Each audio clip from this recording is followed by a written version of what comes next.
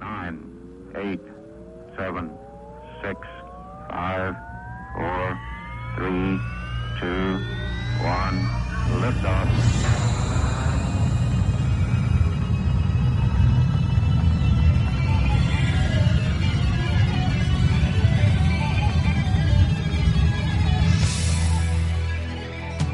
Bring on it. On a beautiful Thursday night,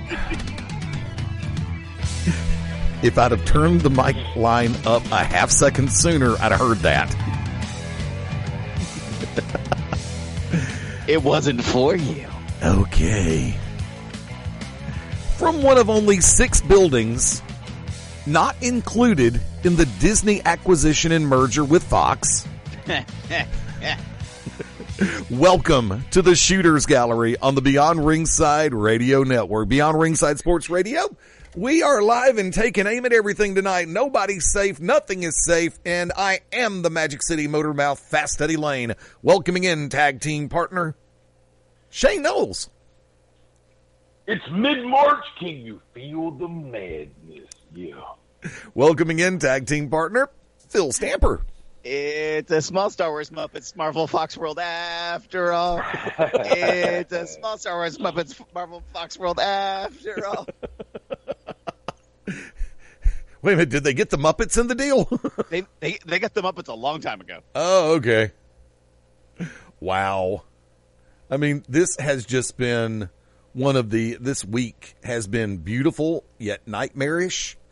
The reason why I say that, and first off, thank you to everybody tuning in this evening. If you're listening live through beyondringside.com, prowrestlingradio.net, TuneIn Radio, we still have copies of our app out there somewhere. We're going to get that back on track one of these days when I actually get 5 minutes to sit down and think.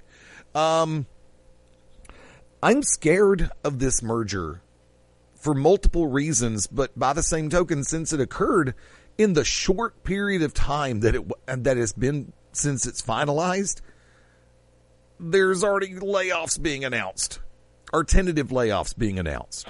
Yeah. I mean, I understand completely that there's going to be redundancies built in, but you would think that they would go ahead and give it 30, 60, 90 to do some evaluation on all this before they start saying, well, we're going to lay off about 1,500 people. That's Mickey Mouse at the door going, bye, boys and girls. I mean, comic book nerds are flipping out now because of the fact that, yes, the X-Men and the Fantastic Four are back in the fold. But at what cost? Hey, look, after that last Fantastic Four movie, you can't pay me to sit 2 hours through another one. They got a lot of making up to do on that.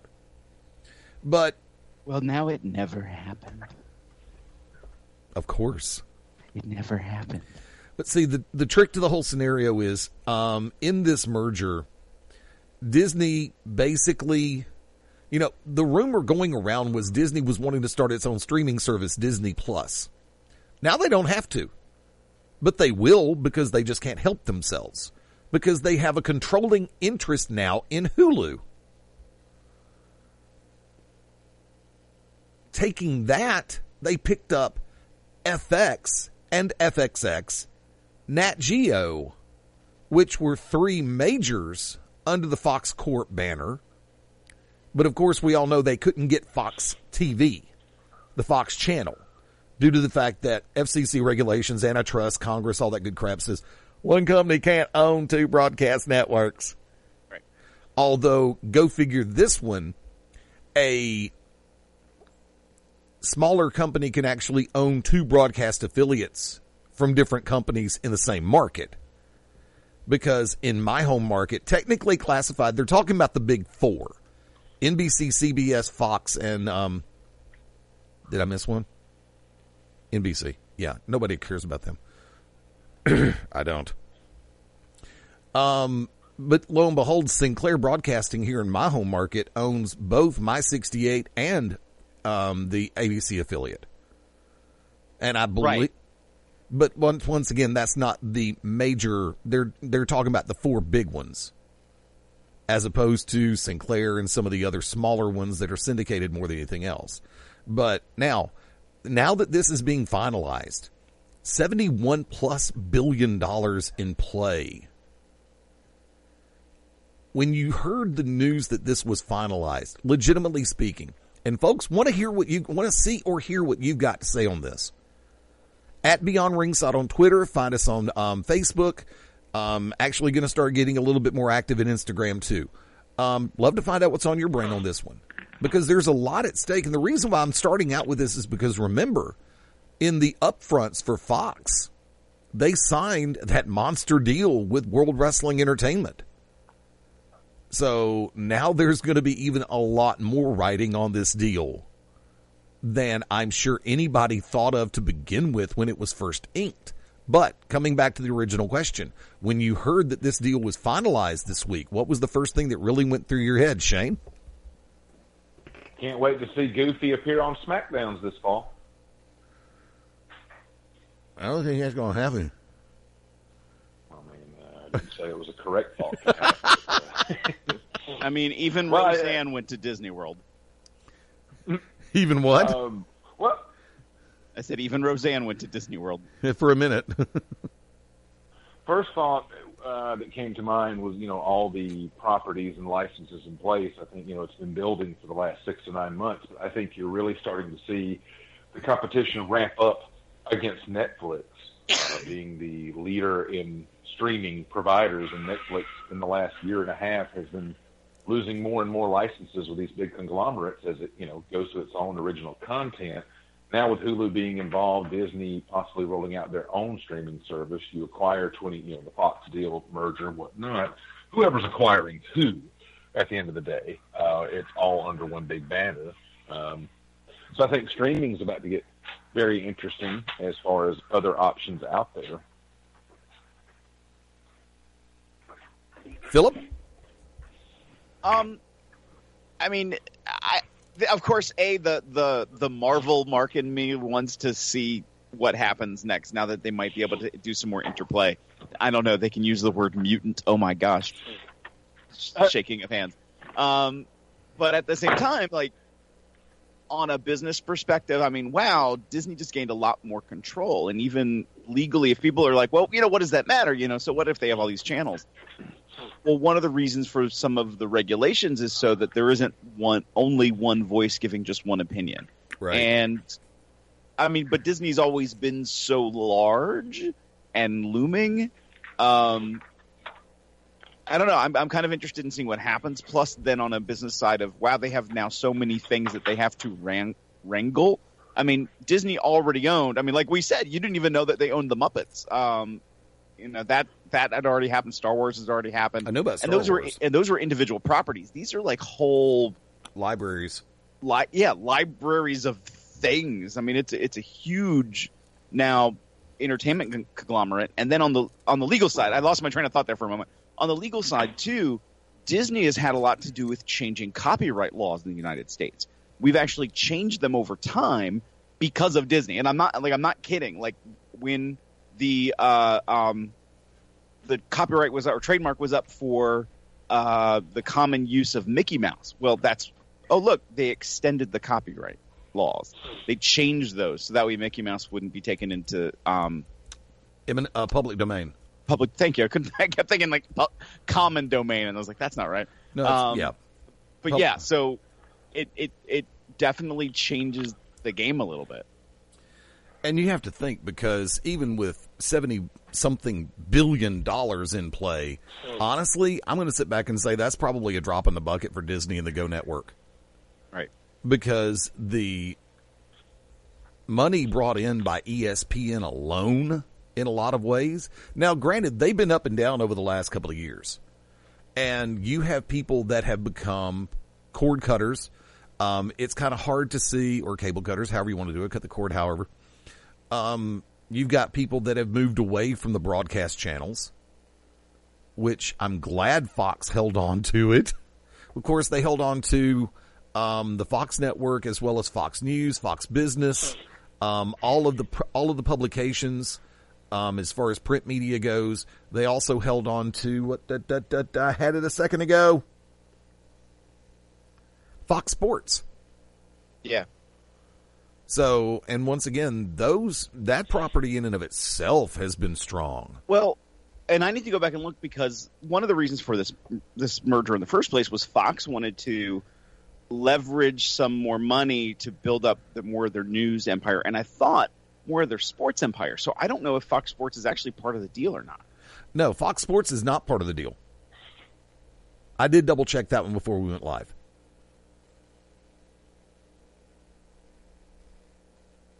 Okay. I was like, okay, then continue then. Yeah, really. But I thought you were saying they were. I'm sorry. No, Fox Sports is not a part of this one. Fox still the sports still stays under the Fox banner. Because that would be actually another antitrust situation, having ESPN and Fox Sports, considering Fox Sports is normally a lot better to watch than I'm sorry. CBS Sports Radio is horrible. Fox Radio, which really doesn't exist, but it just seems like Fox puts a little bit more oomph and life and individuality into a lot of what they do, as opposed to SportsCenter, which, with the exception of a couple of hosts, has become vanilla, has become bland. Maybe it's because they don't want to offend anybody anymore. But it's just, and I know that, oh my God, if you ever listen to the Dan Le Batard show on ESPN Radio or ESPN News, and I love the way they get that in there too. It's a nice dig. You hear about all of the regulations that they go through, all the hoops that people have to jump through on ESPN. So, and with Fox, I mean, I'm sure they have the same amount of hoops for the most part, but as far as self-imposed, it just seems like the atmosphere is a lot more footloose, fancy-free, and able to concentrate on the relevant things at hand. Whereas ESPN comes across like nothing more than an empty suit on a lot of things. Sure, we got all the money in the world to buy what we want to buy, but we're going to make it boring. So, I mean, there's a lot of lessons to be learned, especially from something of this magnitude. And it's sad because, once again, one of the first things they've done inside the first 72 hours after everything was finalized was start announcing layoffs, which is a complete bummer. But it also, I wouldn't be, a lot of these people are going to land on their feet, which I'm really hoping all of them do. But you know that there's going to be some casualties of war anytime an acquisition like this of this magnitude takes place because of the redundancies. So go ahead. I'm reading an article that was put out on March 18th about it from Deadline Hollywood. Just kind of reading up a little bit for myself, just to remind myself of where some things are. But there's sort of some interesting reveals in this because for example, like we both said, Fox Sports was not on the table on this, but they have a number of regional sports networks that were, but they didn't get they did not get picked up in the merger, and Fox cannot retain them right now. So they're still on the table for bids. So Sinclair, Major League Baseball, and Ice Cube together hold on, let me just read it this way because I'm going to misread. Bidders for the remaining regional sports networks include Sinclair, Major League Baseball, the Ice Cube-fronted Big G3 Basketball League, Liberty Media, and a host of private equity players. The acquisition price of Yes was estimated at $3.5 billion, a bit lower than many forecasts, and calling into question the initial outlook of that whole portfolio, with the Fetch feeling it might be worth more than $15 billion. Mm-hmm. What the other interesting one is Hulu. Hulu is a major player, I think, on digital streaming. Right now, like for example, I know I have a Netflix account because it has more of the things I currently want. I'm already knowing when Disney Plus comes, depending on where Marvel lands, I probably will go there and drop my Netflix account.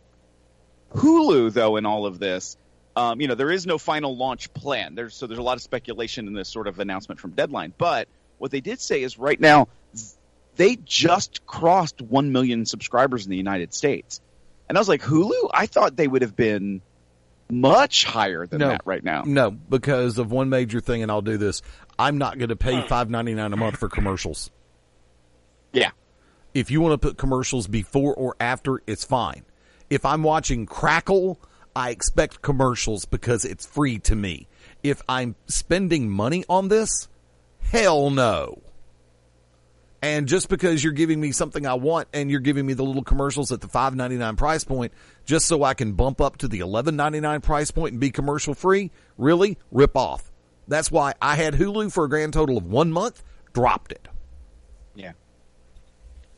I mean, look, and, you know, different people have different perspectives on things of that ilk.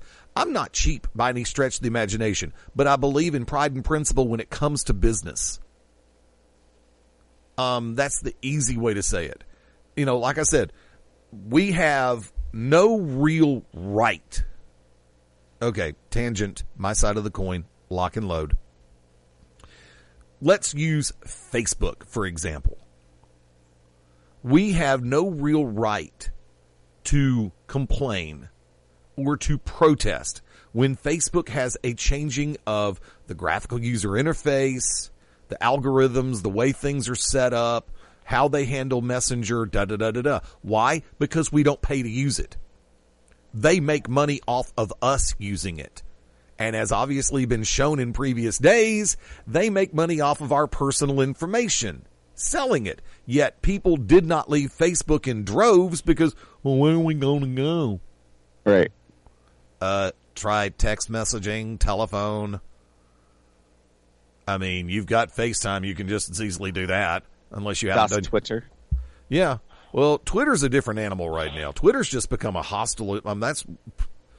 That's a hostile version of even the Wild Wild West mentality. Twitter's more been taken over by political horse crap than anything else. Every once in a while, even people who are in pro wrestling will actually mention pro wrestling instead of something political or social or whatever. It just gets monotonous. But, yeah, I mean, look, MySpace is still active. It still works. And there are people they're actually living people on MySpace, amazingly enough. Now, remember, Google has shut down Google Hangouts because of a lack of... Did you happen to see the sad news about MySpace this week? No, what happened? I did. All pictures, audio files, background saved videos from 2004 through 2010 completely wiped out, gone, kaput. No, did not know that. Yep. Fortunately, I saved all my stuff. I did not. So some of the pictures with hair are just gone forever in somebody's cloud. So, in other words, there's no living proof or evidence of the fact that you actually had hair, right?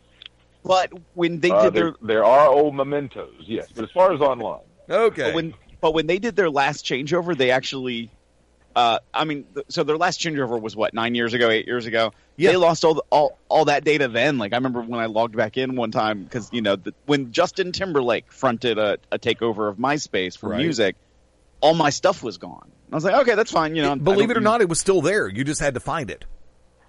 But I couldn't. That's the thing. Like, it was gone as far as I could tell. And even when they were like, oh, there's ways you can unlock it. Nope, it was just gone. Yeah, because I found all my old stuff. So now with this, it's like, okay, like I didn't have anything on there anyway. But apparently, when MySpace was first created, it was supposed to be basically a music users group. And it just latched on in popularity at the time.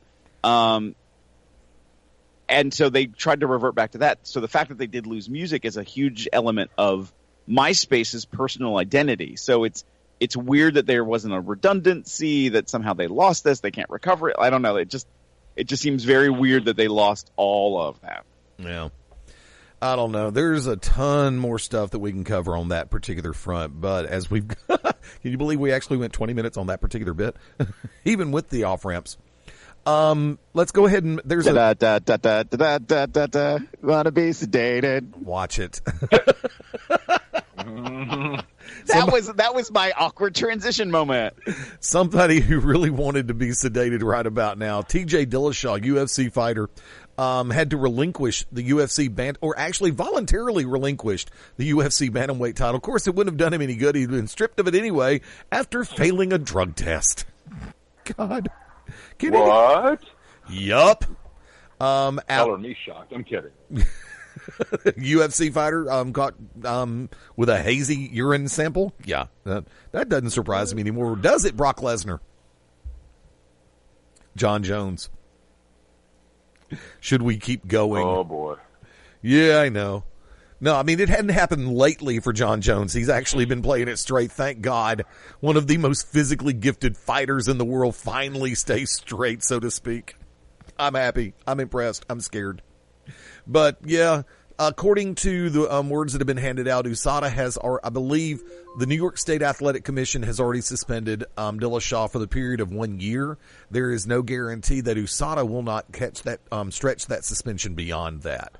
So we're going to be seeing possibly an interim bantamweight champion of the UFC, as well as they're going to start building toward a undisputed champion all over again. So as if championships, some are hot potatoes, others are not. I know that, Phil, you don't really keep up with the UFC, so I'm not going to ask, or if you'd like to toss one in for that one. I don't. I'm good. Shane? Doesn't surprise me, but can I transition real quick? Because you brought up Brock Lesnar. His opponent at WrestleMania, Seth Rollins, was made to look like the biggest buffoon. I mean, why WWE continues to think the entrance theme played during a match distraction works. They've been doing this for almost a decade, and whatever. It's part of the business now. I get it. But doing it to Seth Rollins, who's challenging Brock Lesnar at WrestleMania, I don't ever want to use the word retarded to get, bad heat, but that's ridiculous. I mean, that I can put up with a lot from pro wrestling.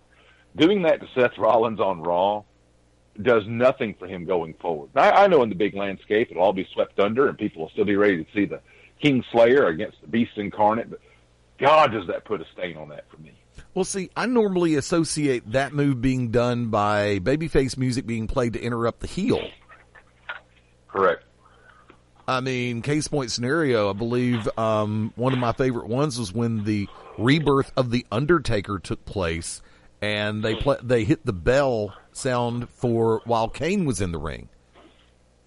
And see, I love it. Okay, here's the misnomer. Everybody wants to call it a gong. It's a bell. It's still a bell.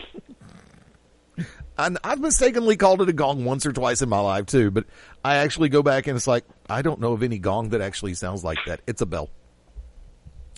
Now, speaking of bells going off in a good way, if you caught Monday Night Raw this week, and before I jump onto that, let me go ahead and do the, believe it or not, you're talking about the one segment that I did not see from Monday Night Raw, Shane. Amazingly enough, I missed the end. It's okay if you didn't make it to the end of 3 hours. You're like a lot of Americans. Well, at least now it's a straight 3 hours and not a overrun of 15 minutes, which I'm perfectly cool with. But they could cut it back to 2 hours and I'd be fine. But no, seriously though, I just using that technique or that tactic to distract the babyface is like, yeah, not really a fan. I think it was the babyface who's going for the Universal title at WrestleMania. Yeah, but he's facing.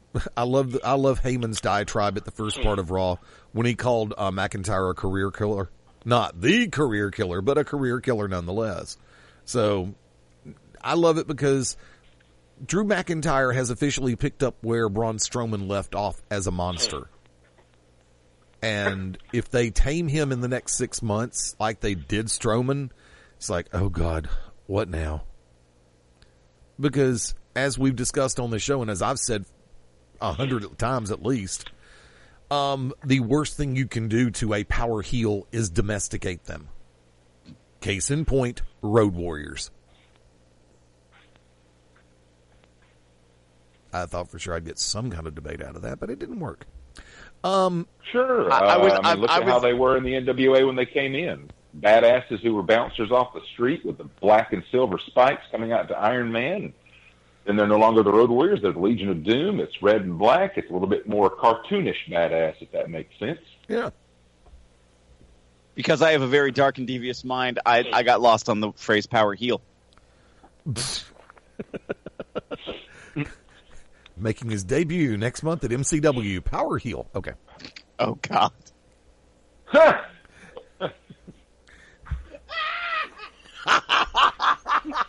Okay. And then, of course, I do have to follow that. If anybody really thinks that's going to happen, I have to follow that up with wrong answer. Thank you, Paul Heyman. You didn't think I was going to let that one get away, did you? Oh my God. And if you're not sure what he said, Google it, bitches. all right then.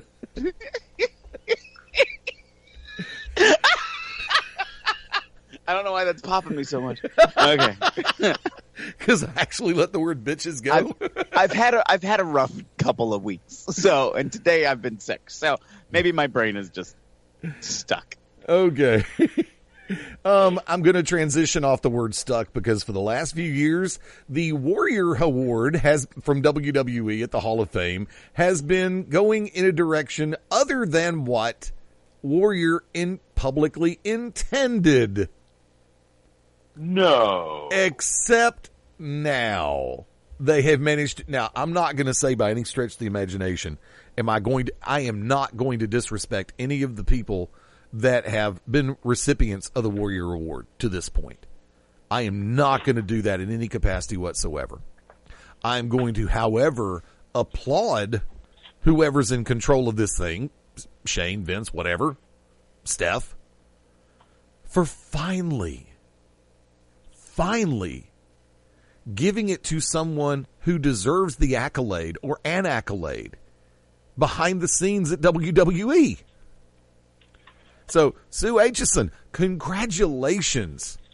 And when they gave the encapsulated version about some of the things that she did or she has done for the company.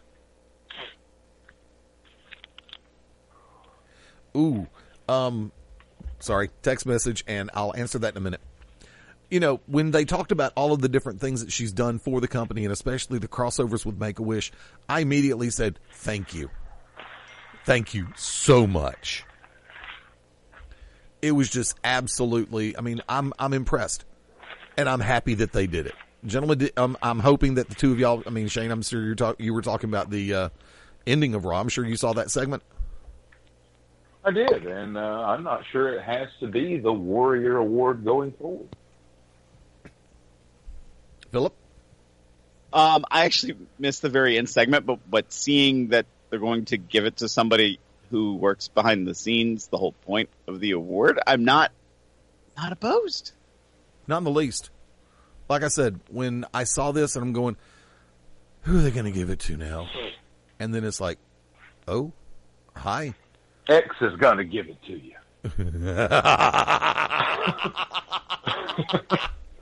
Y'all going to make me lose my mind up here. Or are we going to get a second round of second WWE Hall of Famers, and they're going to give it to the broadcasters because they're the linkage between the front and back in many people's minds, even though not always, not really, sometimes. I don't know. I do think it's a good award because there are so many people who work behind the scenes at events that people will never know about. So, right. I'm interested in seeing how they play this off moving forward because that's been some of their criticism. What's weird is like on the celebrity wing side, I will say like William Shatner, like he was a guest general manager before on Raw. He's done multiple appearances for them. He actually does voiceover work for them now. I'm surprised he's not in the celebrity wing of the WWE Hall of Fame. I thought Shatner was. I do not believe so. Let me double check. He's not. Yeah. Okay. Well, hopefully they'll get him before. I mean, he inducted Jerry Lawler when Lawler wanted Lance Russell to do it. I remember that. That part I remember. So basically now that gives us D-Generation X, the Honky Tonk Man. I'm waiting He's for the greatest Intercontinental Champion of all time. He's just a Honky Tonk Man. He's cool. He's cocky. He's bad. He's also punk rock Wayne Ferris, who I know very well from down here. Coming to your town in my pink hand. Tori Wilson to be inducted. Harlem Heat to be inducted. You know, honestly, I'm just going to sit back and say this is looking like a decent class, but for various reasons. You realize now Let's see. Hunter is going to get his first Hall of Fame ring. HBK gets his second. Booker T gets his second. So they're jumping that bridge very quickly. I'm surprised they're not just going to go ahead and do the NWO. That way Terry's not behind this behind on the ring count for much longer. But, and, you know, we've always got those two glaring omissions. And Shane, you know of you and I spoke of one that from your perspective, and we spoke of the one from my perspective. And Philip, I'm just going to go and sit back and ask, who is the most glaring omission in the WWE Hall of Fame right now? Who has been left out that really needs to be in there or should be in there by now? Outside of this upcoming class as well. I'm trying to think most glaring. So that's where my brain gets stuck. It's like, who would I most want to? I see if it is wrestling's Hall of Fame, you know, if we take it to that next level, are we gonna see more people who haven't joined the ranks from the WWE, who are not from the WWE's, you know, section of history really, that we do a broader spectrum search? Like, well, Jushin Thunder Liger's announced that he's retiring. Yeah. Could he be going in? Great Muta. You know, those two immediately come to mind from an international perspective. I don't know, and I'm probably going to speak with a little bit of ignorance here. I don't know how many of the Mexican superstars have been inside the WWE Hall of Fame. But again, my brain's like doing the scan. I'm sorry. It's. I mean, do they go back and start bringing in people from the past of the NWA? Do they recognize some of that? Do they? No, Larry Zbyszko's in. Is Demolition? I'll give you two names, Phil. No. How about Vader, Bam Bam Bigelow? I would say Bam Bam, yes, but I don't. To me, I don't. Vader was more important to WCW, which yes, WWE owns now, so I could see that. You mentioned Demolition, Steiner Brothers. Yes. Midnight Express. Yes. Oh, that's so weird that for some reason I thought Midnight Express was already in. Nope. Punky and Hoodar. I'm going to get killed for that. Yep. Well, especially with rumors being this Monday that Brutus Beefcake will be the next entrant. Okay, look, I'm going to sit back and say, if Brutus Beefcake is inducted into the blasted Hall of Fame, well, at least then he might quit signing Hulk Hogan's name to all the pictures he hands out. Thank you, Eric Bischoff. I don't disagree with that. I mean, I'll be honest, there was a period of time where he was one of my favorite wrestlers as a kid. Ed's loved him in the Dream Team. Yeah. But if he is put in before two people in particular, I'm just going to go ahead and say thank you, Gorilla, for the phrase. It's been a tremendous miscarriage of justice yet again. Shane, the person that your glaring omission is? Oh, it's always Rick Martel. The model. Oh, yes. Yes. I mean, let's be real about it. You're talking about a person who was a former multi-time WWF Tag Team Champion, as well as, didn't he also get the Intercontinental? Well, no, he and Razor Ramon did the Battle Royal where the last two guys would meet. And to my knowledge, he was supposed to be champion, and they went with Razor that next week on Raw. So never got the IC belt. Okay. Like I said, Martel's one of my perennial favorites anyway. But the other person that I consider to be the biggest glaring omission out there all the way across the board, the Russian Bear, Ivan Koloff. Former WWF champion. Everybody from that timeline, for the most part, has been inducted into the Hall of Fame. When I've had multiple conversations with Mr. Koloff before he passed, he came on Beyond Ringside, as well as Wrestle Rage Radio, here on this station. And at that point in time, he made it very clear off air, much less on, that he'd never had a falling out at WWE. They just continue to overlook. And when you've got a person who was your standard bearer, the man who defeated Bruno freaking San Martino, I'm sorry. I think that is a huge glaring omission. But I've gone on about that on multiple occasions, and I'm sorry to do it this time. Phil, you sounded like you were about to say.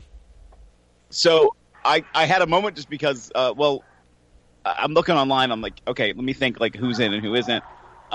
Bruiser Brody isn't in. And then I came across a video about with Carlito talking about Bruiser Brody, and I'm like, I don't know if I want to go down this path right now. It's interesting to see just like different people's takes, because like Owen Hart, where I thought he was a tremendous competitor, I honestly don't know if he should be in the Hall of Fame. Miss Elizabeth isn't in the Hall of Fame. So that's surprising to me. I mean, yes, because of the way she passed, I could also see where she wouldn't. I mentioned Mexican superstars. El Santo, I think would be an excellent entrant. Bundy. Here's a very divisive name, and I get why they wouldn't. Lex Luger. Yeah. I agree with that. Yeah, that is a polarizing figure. Jim Crockett.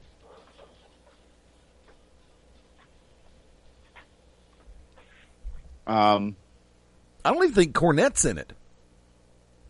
I was trying to think about it. He's not? I thought he was. He's not. He inducted rock and roll, but nope. I'm surprised the Hart Foundation isn't in. They could, and that would be the way they get Owen in. They do a China to him, and that'll give Brett two. That'll give Brett 2 rings, unless they, of course, they induct without, and then he'll just sit back and say, "I didn't screw myself this time. Why am I not getting a ring?" Right. I'll give you one more. British Bulldog. Yeah. Davey Boy Smith. Chief Wahoo McDaniel. Yeah. Ooh. Baron von Raschke. Never got in. I mean, Ray Stevens. Come on. Yeah. Dick Murdoch. AWA connection, yeah. Dick Murdoch, NWA connection. I want to throw this one out there, and we are sitting at 10 minutes after the top of the 9 o'clock hour in the Central Time Zone, 10 after 7 on the West Coast on this edition of the Shooter's Gallery. Fast Eddie Layne, Shane Noles, Phil Stamper, Ted Guinness out this week. I'm going to throw this one just up against the wall. When it was announced by Alexa Bliss on A Moment of Bliss that she was going to be the host of WrestleMania, what are they covering for, if anything? And do you think that there is another ulterior motive as to why she is only the host this year? Phil, I'll go to you first. I just think she's injured, and they're just not focusing on it. But that's all I got. Shane? Well, as the old curmudgeon, I remember when WrestleManias didn't need guest hosts. I digress. 2, I think her injuries, like Phil, are far more severe. But they know that she is an entity that they need to keep out in front of the camera. She has quite the following. She has quite the following. I'll agree with that one, but by the same token, I'm going to be brutally honest about this, and I would say the same thing if I was the segment producer. She's bland. As in A Moment of Bliss, she is bland. I know that they're trying to find her that common medium, that happy medium, that common ground to where she is looked at as the anti-hero side, because for the most part she'd been heel. She makes a very good heel character. And talk show segments that are run by babyfaces aren't always done that well. I give credit where credit is due. Kevin Owens did a decent job when he was doing the KO show with Becky and Charlotte on it Tuesday night on SmackDown. But I think that, and this, look, I'm not just going to knock her on this. I think Alexa Bliss could do a lot better. I think they need to take the handcuffs off, figuratively speaking, on a verbal sense, and just either let her be the vanilla babyface, or just let her go ahead and be stark raving bitch heel. Okay, not stark raving bitch heel, but, be the condescending bitch heel that she needs to be. And that she is well known for. Because what she's doing right now, and I'm probably the last person they want to hear this from, but by the same token, it's just not working. She's not getting crowd reactions. She's not getting pure heat. She's not getting pure pops. And it's just, it's not good television. I mean, the banter back and forth with her and Elias was passable, but Elias carried that crowd. Elias carried the segment. And that's the easy way for me to say it.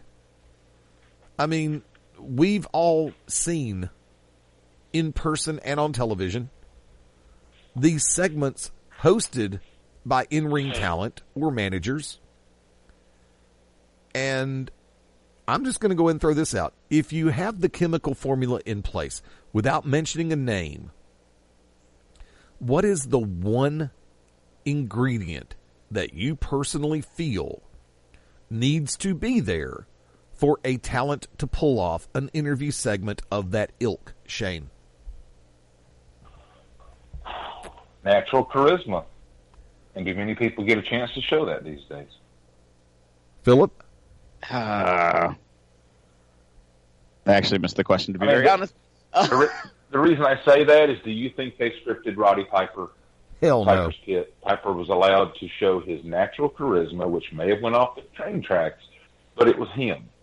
I feel like Alexa Bliss, if anything else, is being fed, this is your segment all the way down up the board, you little corporate stooge, and here's how you're going to do it. It comes across like a Roman Reigns promo. I mean, it's so weird. 14 years ago, so here, let me give a moment of random perspective. When John Cena was sort of rising up as the next big thing in the WWE, I hated how he was being presented because he sold like he was being beaten down like a 5-year-old kid. And there was a part of my brain that was like, I really wish, legitimately, Hulk Hogan would be there to pass the torch to him, because that's when he was doing Hulk Hogan on Raw and Mr. America on SmackDown, that he would sort of coach up John Cena in storyline and then almost maybe ... a little bit in real life. But then I noticed the way they were building John Cena. I was like, they're holding sort of the realism down a little bit, because they look what happened when they lit the thumb off on Steve Austin, on The Rock. And when they got to that level where they're like, look at us, we're superstars, they left the WWE. So there was that element in my brain of going, they're trying to hold a tighter rein on what's happening. So there's more and more restrictions on what's happening with promos. And it's very interesting. And I just thought of this. I think there is rather someone known who is in production now at WWE, who at one point in time criticized the fact that they wouldn't let wrestlers just do a promo without having it to be very formulaic and scripted out. And I have a copy of a WWE Raw script from, I don't know, 2006, where like a Triple H promo was written out, and it even had like the like written in it. Like it's a little weird when you think about, like, we keep talking about realism. We keep talking about realism. I've talked very recently. I think I shared with you guys, my perception on, wrestling really was the first reality show, if you think about it, because everybody bought in on it, and we're buying in on it, because it's like, well, why would we expect anything different from a television show? Why wouldn't it be scripted? Yeah, logical. But it's wrestling. It's wrestling. We want the emotion. We want to feel it. And some of these folks are really, really bad at, the acting. Well, case point scenario, when you've got individuals that are doing the writing behind the scenes that don't understand the fact that you're trying to convey something. Okay. Moment of illumination. If you're writing something for someone and your forte is television or movie,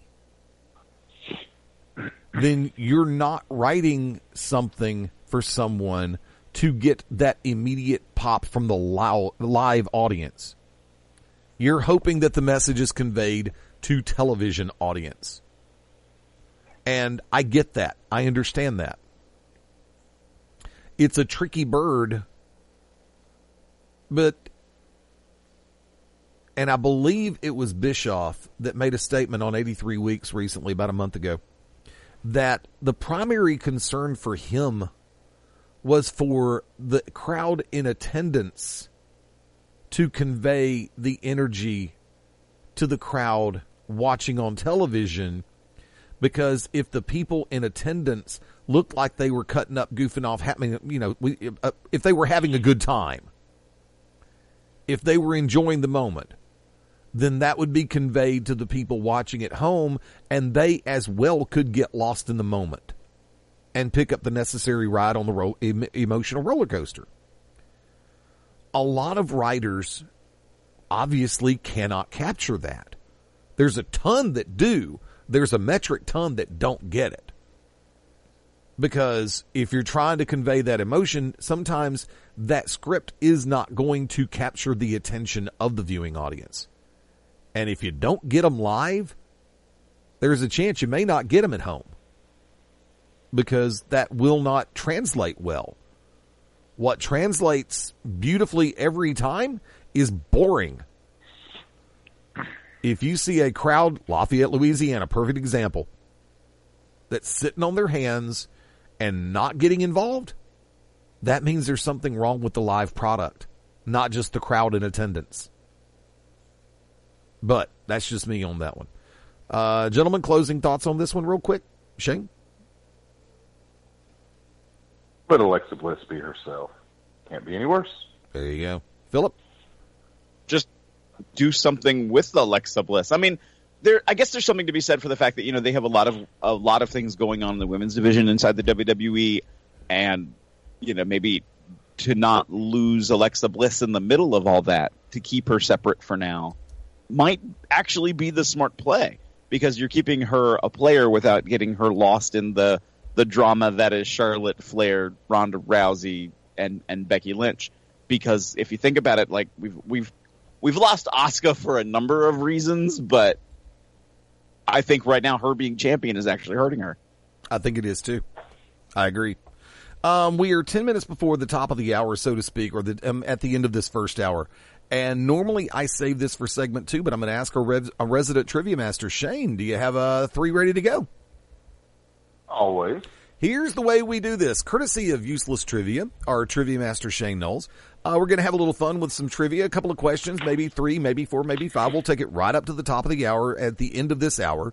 And the way we do this is very simple. You're invited to play along, because we're not going to just jump in and answer the question. Shane will ask the question. We'll have the dramatic pause for effect. He'll ask it a second time, and then we'll turn around, and the person who thinks they have the right answer here on the phone will either say, Phil thinks he has it, he'll say his name. I think I've got it, I'll say my name, and first one in wins after that. So, tell you what, I think I just took the introduction for the segment right out from under you, and I apologize, so I'll play the damn music. No, it's fine. There it goes. It finally works. Shane Noles, the podium is yours. Let's start out with a same-name question. During World War II, U.S. pilots reported seeing UFOs that were shiny circles or balls of light that rotated around their plane. What they called these UFOs is also the name of a popular rock band that has won 11 Grammy Awards since 1994. Lay it out there one more While time. you're narrating, I'll do it again. Yep. During World War II, U.S. pilots reported seeing UFOs that were shiny circles or balls of light that rotated around their planes. What they called these UFOs is also the name of a popular rock band that has won 11 Grammy Awards since the year 1994. This is Philip. I have an answer. Go with it. Okay. Foo Fighters. Bill Stamper, correct. There you go. Question 1 of the books. And actually, that one was remarkably simple. I just shut up and stayed back. Oh, okay. Dude, What really? a dick. I mean, what? I'm a huge fan of Dave Grohl, okay? What do you think I know with the name? And I will not go with Conan O'Brien saying, the Foo Fighters, America's #1 defense against Foo.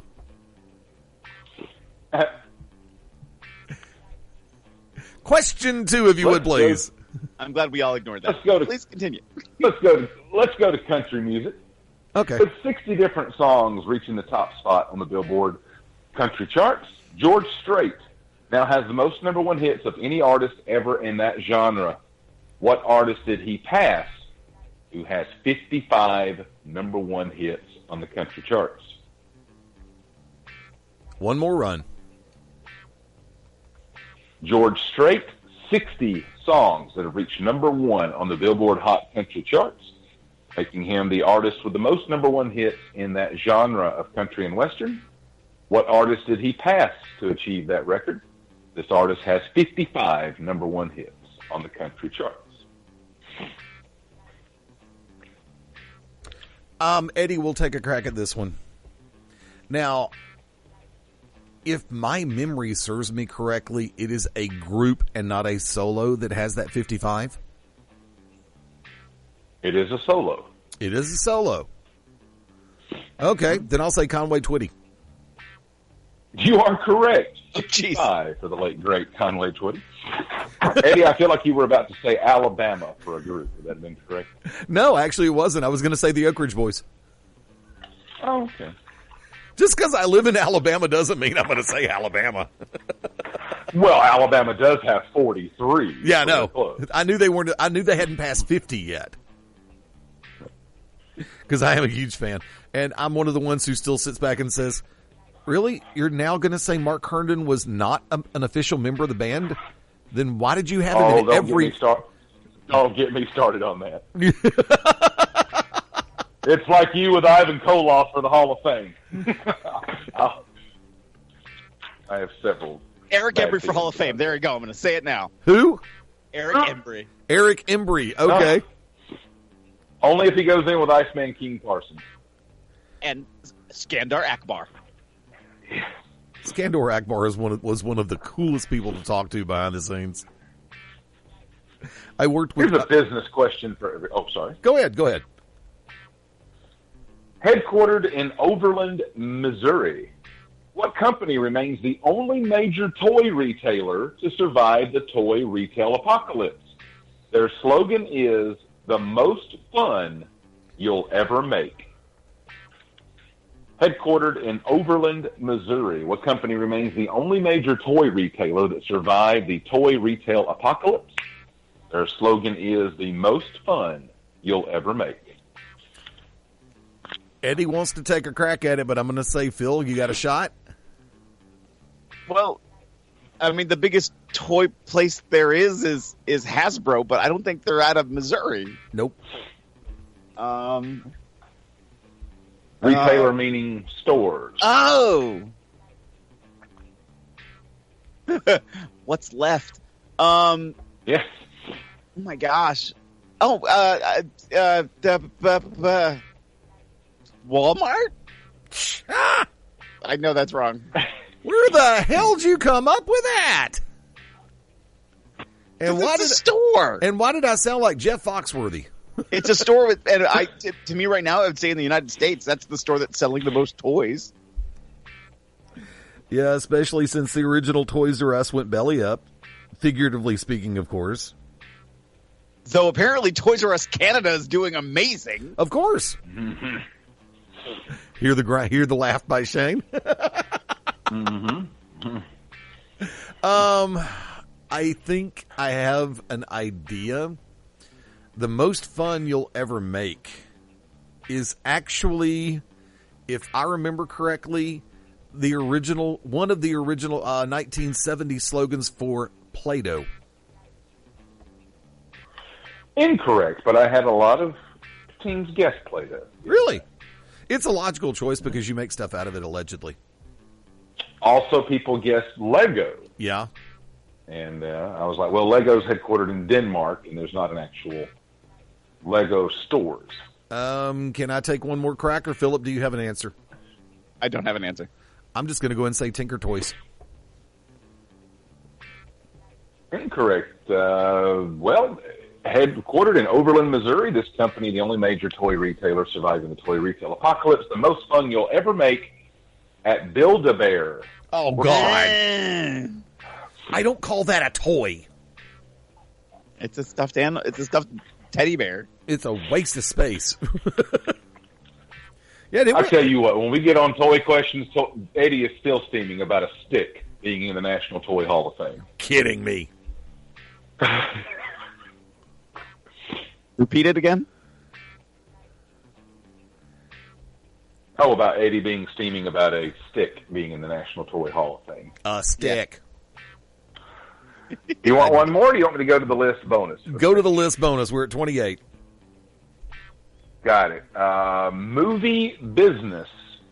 I'm going to do a little bit different here. I'm going to alternate back and forth. Rather than giving one person a chance to steal all the answers, we'll go back and forth till all are here. I'll start with Phil. Your first guess. Name the original 7 movie studios in Hollywood. Now, granted, the business has changed in the last 10 years with tons of mergers and acquisitions, but there were 7 original movie studios in Hollywood. Your first guess? The original 7? Yep. Mm-hmm. What do I get if I name them all right now? You win the internet.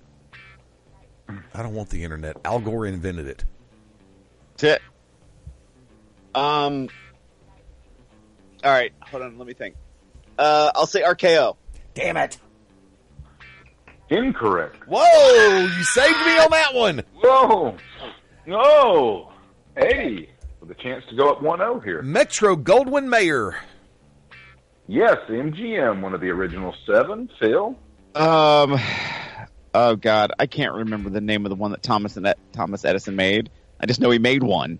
No, but that might not have been in Hollywood. Now that I think more about it.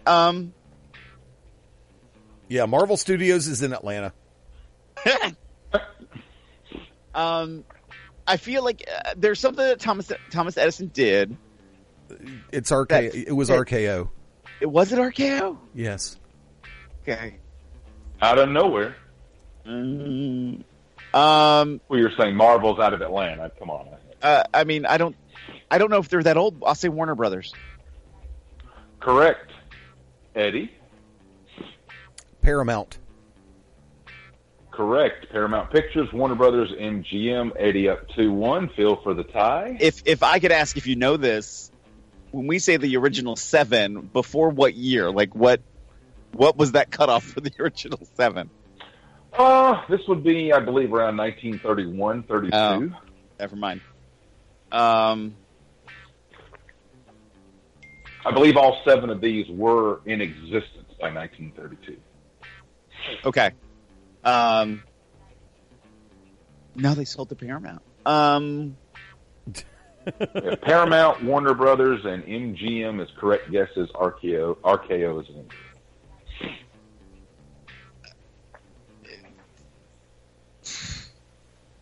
Boom Studios. What? Incorrect. Over to Eddie. There was a Boom, and I know that there's a comic book thing that's called Boom. It's not the same thing. I'm really trying to think of companies that aren't here anymore. Well, guess what? One's no longer here because it was acquired this week. 20th Century Fox. Correct. Eddie at 3-1. Over to Phil. I don't know if they're this old. Universal. Yes, 3-2. Over to Eddie. Universal Studios. We're still looking for 2 of these. Ugh. Okay, I know We have there Paramount, Universal, Warner Brothers, MGM, 20th Century Fox. I'm going to go back because they were really big in the 1970s and 80s, especially because of the fact that they had a music division to go along with it. Columbia. Yes, Columbia TriStar. Totally my next one, too. And one more left, Phil.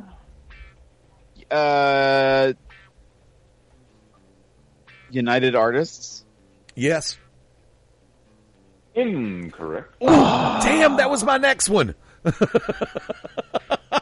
No on New Line Cinema as well. No, that one came out in the 80s. Right, that was newer. It's my turn. By the way, while you're thinking, I had one guess of Maroon Studios, and I was like, that's from Who Framed Roger Rabbit. That is a fictional movie studio. I'm so impressed you remembered that. I love that, though. Okay, I did not keep notes What are the ones? Okay, hold on. Maroon cartoon. MGM. We have Paramount, Okay. Paramount Pictures, Universal Studios, Warner Brothers, 20th Century Fox, Columbia TriStar, and MGM. Oh God, this one's going to be a pain in the ass. Oh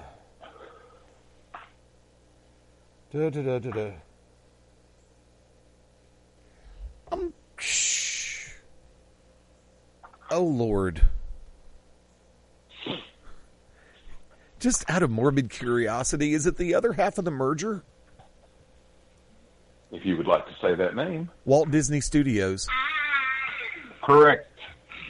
And Eddie wins 5-2. I didn't think they came in until later, but I had to remind myself that they were producing the cartoon shorts, just like Steamboat Willie was 1929. Yeah. Phil, did you make that noise on purpose, or did you get a bad burrito? that was on purpose. That man. I love the fact, by the way, that you said RKO. That always holds a special place in my heart. Rocky Horror Picture Show, especially near the end when they have the big screen on the big screen. Yeah.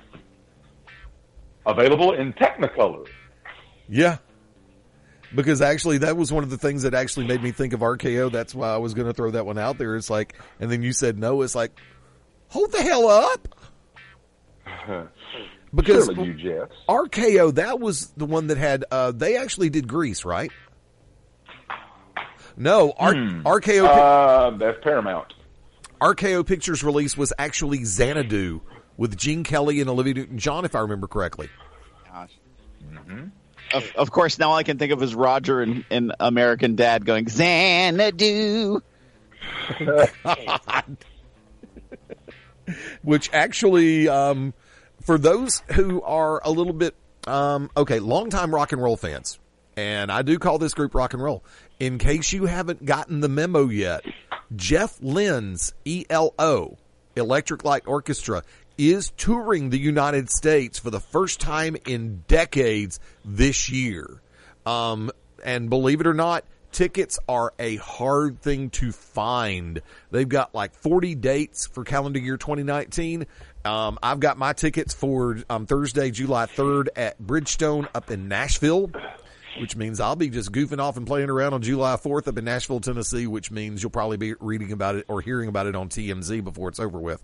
But before we go to the top of the hour, which we're a little bit over on, Shane, do me a favor. Let everybody know in our neck of the woods down here in the southeastern U.S. where they can find you and Useless Trivia. I sure will, and I also have a music announcement as of today. Useless Trivia Mondays at Loco Mex Restaurant in Jacksonville, Alabama, 7 o'clock local time. Tuesday nights, also at Loco Mex in Jacksonville, Alabama, 8 o'clock local time for Taco Tuesday, and Wednesdays at Loco Mex over in Bowden, Georgia, 8 o'clock local time. On the music front, announced today, for the first time in 17 years, the name of the tour, I'm Not Dead Yet. Phil Collins will tour for the first time in 17 years in the United States. My birthday is September 24th. He is coming to the arena at Gwinnett Center in Duluth. September 28th, tickets go on sale March 26th. And from what I've seen, lower level seating, $170. Yeah, that's going to be a big ticket item. That's going to be, oh boy, Phil Collins back on tour. But let me ask you this. Why the arena at Gwinnett Center? I get it, not Mercedes-Benz. You're telling me Phil Collins couldn't fill up State Farm Arena? Phil Collins should be able to fill up State Farm Arena. I don't know why, but I guess it's just a promotional deal. I mean, the arena at Net is 9,500 seats. I'm like, unless he plays 2 or 3 shows, there's no way. Well, I don't know. I mean, like I said, I would think State Farm, just like if he came to Birmingham, I would think Legacy Arena and not the Boutwell Auditorium. Well, it's like Elton John is coming to Atlanta. They've had to do 3 shows at State Farm Arena. And I'm like, for the retirement show, if you had just stuck him in Mercedes-Benz, you'd be surprised.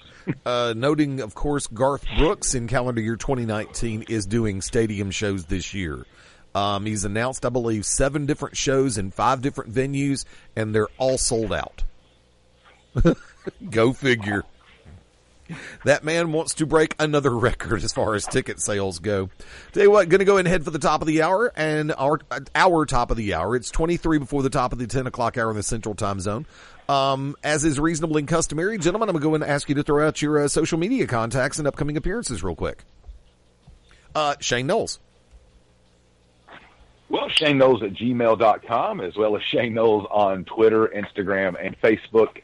I will be appearing down at Lupton High School this Saturday for a Legends show with Wildcat Wendell Cooley, Steve Armstrong, Stevie Armstrong, Johnny Swinger, yes, that nature boy, Paul Lee, who I will be facing one-on-one for the first time in my career. I cannot wait to report on the ongoings of that one. But that will be this Saturday, I believe, in Nauvoo, Alabama, if I'm pronouncing that right. It is.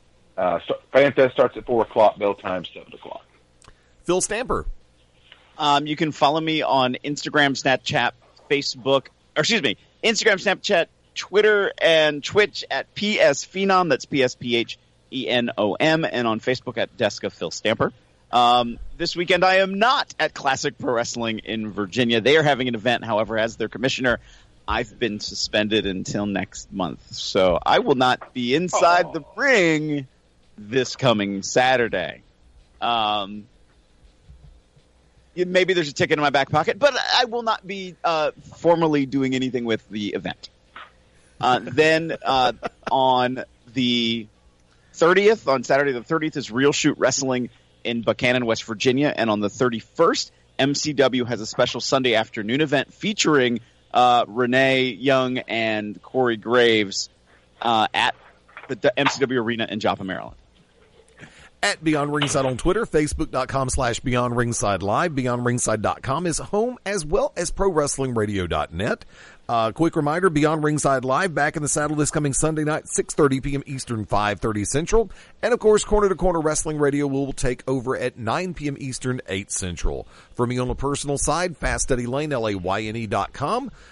Making appearances upcoming. I'll cover those in the second hour.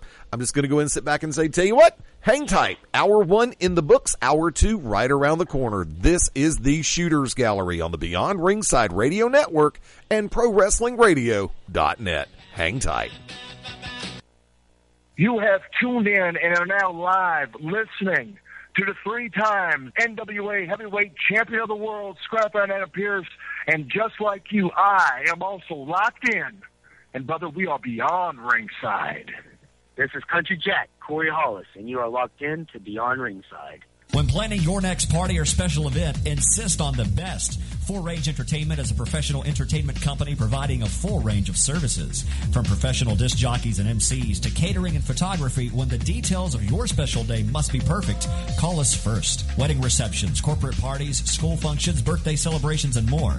We also have Birmingham's largest selection of karaoke tracks available. With over 40 years combined experience, Full Range Entertainment can provide you with the talent and professionalism you need and deserve to make your next event one you'll never forget. For more information on the full range of services we offer, call 533-HITS. That's 533-HITS. Or check us out on our website at fullrangeentertainment.com.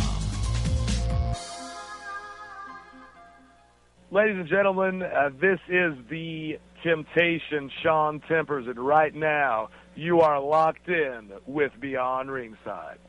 This is Tasha Simone, former Women's World Heavyweight Champion for the NWA. If you're not listening to this entire show, I've got a pile driver in store for you. You've been locked in to Beyond Ringside with Fast Eddie and his entire company of lunatics. This is Larry Goodman, GWH News and Notes, and you're locked in to Beyond Ringside. Howdy, friends. It's the Magic City Motor Mouth Fast Eddie Layne with your invitation to join me, Mark Mabo Bowman, and Brooks Logan, Sunday, 6:30 p.m. Eastern for Beyond Ringside Live. Wrestling, mixed martial arts, sports talk, and a whole lot more. Find us on BeyondRingside.com, ProWrestlingRadio.net, and the Beyond Ringside Radio app for Amazon, Android, BlackBerry, and a whole lot more. Once again, that's Sundays, 6:30 p.m. Eastern for Beyond Ringside Live on the Beyond Ringside Radio Network and ProWrestlingRadio.net.